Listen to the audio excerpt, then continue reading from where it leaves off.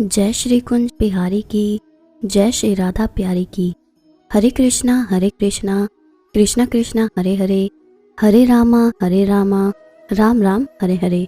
भगवत रसिक channel में आप सभी का स्वागत है। हरि के प्यारे भक्तों, आज हम जानेंगे कि देवी की पूजा में ज्योति क्यों जलाई जाती है। अगर आप भी ये जानना चाहते हैं तो इस वीडियो को अंत तक ज़रूर देखिएगा।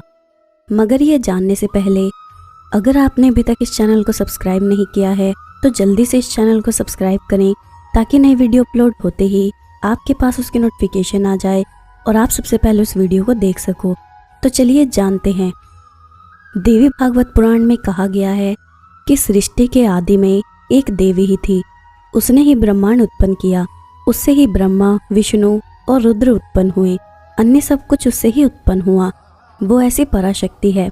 सारा जगत अनादिकाल से प्रत्यक्ष या अप्रत्यक्ष रूप से शक्ति की उपासना में लगा हुआ है। महाशक्ति ही सर्वोपरि है। ब्रह्म भी शक्ति के साथ पूजे जाते हैं। जैसे पुष्प से गंध अलग नहीं की जा सकती, गंध ही चारों ओर फैलकर पुष्प का परिचय कराती है, उसी तरह शक्ति ही ब्रह्म का बोध कराती है। सभी जगह शक्ति का ही आधार और बोलबाला है, क्योंकि शक्तिहीन वस्तु जगत में टिक ही नहीं सकती। देवी की पूजा में ज्योति जलाने का संबंध देवी के ज्योति अवतार से है। तो चलिए जानते हैं वो कथा। एक बार देवताओं और दैत्यों में युद्ध छिड़ गया। इस युद्ध में देवता विजयी हुए। इससे देवताओं के मन में अहंकार हो गया। सभी देवता अपने मन में कहते, ये विजय मेरे कारण हुई है, यदि मैं ना होता तो विजय नहीं हो सकती थी। माँ जगदम्बा बड़ी कृपालु हैं। वो देवताओं के अहंकार को समझ गई। उनको पता था कि ये अहंकार देवताओं को देवता नहीं रहने देगा। अहंकार के कारण ही असुर कहलाते हैं। देवताओं में वही अहंकार की जड़ें जमी रही। इसके कारण संसार को फिर कष्ट का सामना करना पड़ा। देवताओं के अहंकार के नाश के लिए देवी एक ऐसे तेजय पुंज के रूप में उनके सामने प्रकट हो गई। वैसा तेजय पुंज आज तक किसी ने ना देखा था। उस तेजय पुंज को देखकर सभी देवता हक्के बक्के रह गए और एक दूसरे से पूछने लगे, ये क्या है? देवताओं को आश्चर्यचकित करने वाली ये माया किसके द्वारा रची गई है? भ्रमित हुए देवराज इंद्र ने वायुदेव को उस तेजयपुंज के बारे में पता लगाने के लिए भेजा। घमंड में भरे हुए वायुदेव उस तेजयपुंज के पास गए। तेजयपुंज ने पूछा, तुम कौन हो? वायुदेव ने कहा, मैं वायु हूँ, मातृश्रवा हूँ, सबका प्राण स्वरूप हूँ। मैं ही संपूर्ण जगत का संचालन करता हूँ। तेजयपुंज ने वायुदेव के सामने एक तिनका रखकर कहा, यदि तुम सब कुछ संचालन कर सकते हो तो इस तिनके को चलाओ। वायुदेव ने अपनी सारी शक्ति लगा दी, पर तिनका टस से मस नहीं हुआ।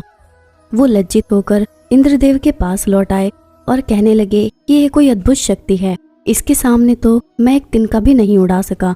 देवराज इंद्र ने फिर अग्निदेव को बुलाकर कहा, अग्निदेव, क्योंकि आप ही हम लोगों के मुख हैं, इसलिए वहां जाकर ये मालूम कीजिए कि ये तेजयपुंज क्या है। इंद्र के कहने पर अग्निदेव तेजयपुंज के पास गए। तेजयपुंज ने अग्निदेव से पूछा, तुम कौन हो? तुम में कौन सा पराक्रम है, मुझे बतलाओ। अग्निदेव ने कहा, मैं जात वेदा हूँ, अग्नि हूँ, सारे संसार को दग्ध करने की ताकत मुझ में है। तेजयपुंज ने अग्निदेव से उस तिनके को जलाने के लिए कहा। अग्निदेव ने अपनी सारी शक्ति लगा दी, पर वो उस तिनके को ना जला पाए और मुंह लटकाकर इंद्रदेव के पास लौट आए। तब सभी देवता बोले, झूठा गर्व और अभिमान करने वाले हम लोग इस तेजयपुंज को जानने में असमर्थ हैं। ये तो कोई अलौकिक शक्ति ही प्रतीत हो रही है। इंद्रदेव, आप हम सबके स्वामी हैं, इसलिए आप ही इस तेजयपुंज के बारे में पता लगाइए। तब सहस्त्र नेत्रों वाले इंद्र स्वयं उस तेजयपुंज के पास पहुंचे। इंद्र के पूछते ही वो तेजयपुंज गायब हो गया।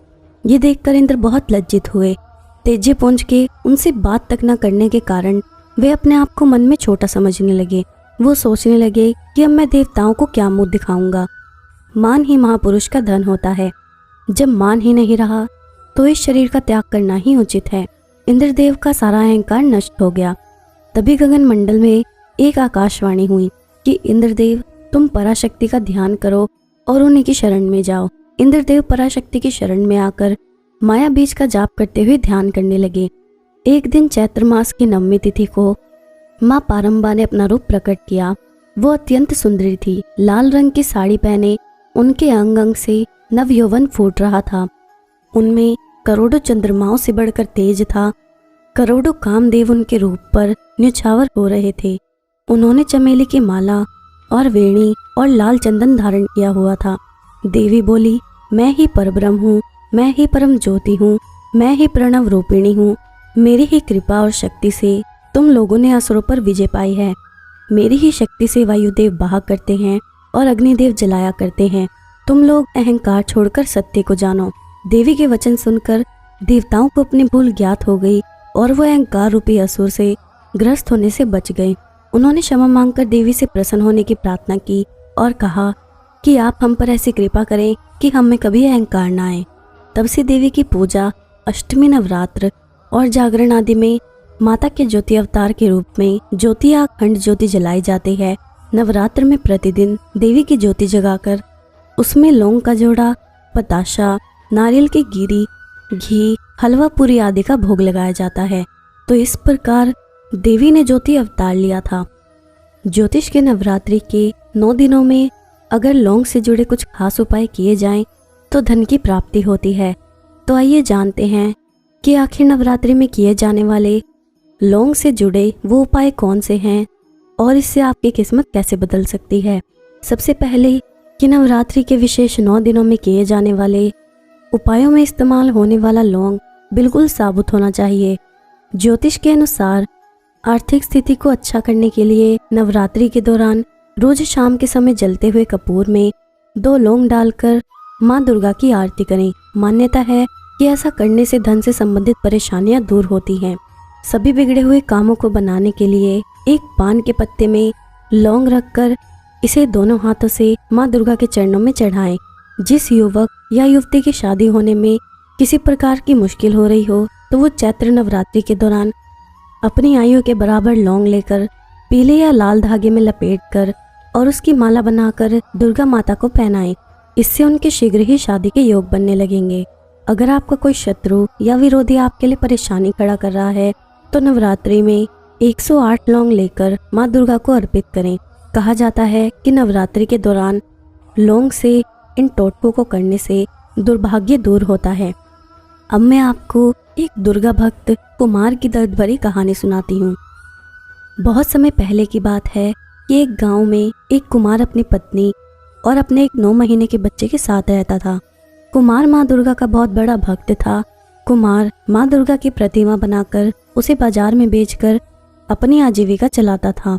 कुमार और उसकी पत्नी प्रतिदिन माँ दुर्गा की पूजा किया करते थे।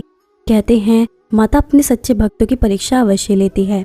एक बार कुमार माँ दुर्गा की प्रतिमा बनाने के लिए मिट्टी को अपने पैरों से रोद रहा था। वो आंखें बंद कर माँ दुर्गा का ध्यान करते हुए मिट्टी को रोद रहा था। कुमार की पत्नी खाना बनाने में व्यस्त थी। वो अपने बच्चे को बाहर चारपाई पर सुलाई हुई थी। अचानक बच्चे की नींद खुल गई।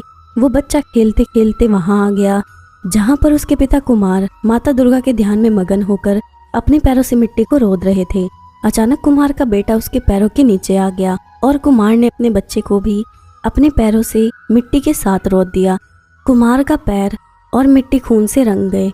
अचानक जब बच्चे की माँ खाना पकाकर बाहर अपने बच्चे को देखने आई तब उसका बच्चा चारपाई पर नहीं मिला और वो अपने पति के पास पहुंची जहां पर वो मिट्टी को रोद रहा था।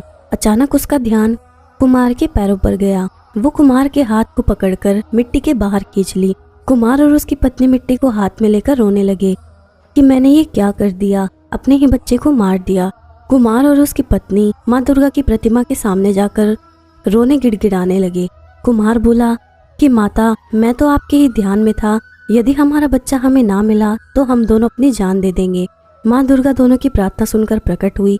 उसी मिट्टी में कुमार के बच्चे के जैसा एक पुतला तैयार हुआ। माता रानी ने अपनी शक्ति से उस पुतले में प्राण डाल दिए। कुमार और उसकी पत्नी अपने बच्चे को पाकर बहुत खुश हुए और माता रानी का जय जयकार करने लगे। दोस्तों, देवी देवता अपने भक्त की भक्ति की परीक्षा अवश्य लेते हैं। मैं आशा करती हूँ कि ये कथा आप सबको पसंद आई होगी और अगर आपको ये वीडियो भी पसंद आई है तो इस वीडियो को लाइक ज़रूर करना और जितना हो सके उतना शेयर करना ताकि अन्य भक्तों तक भी ये वीडियो पहुँच सके।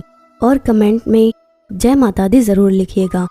जय श्री कुंज बिहारी की, जय श्री राधा प्यारी की। हरे कृष्णा कृष्णा कृष्णा हरे हरे, हरे रामा राम राम हरे हरे।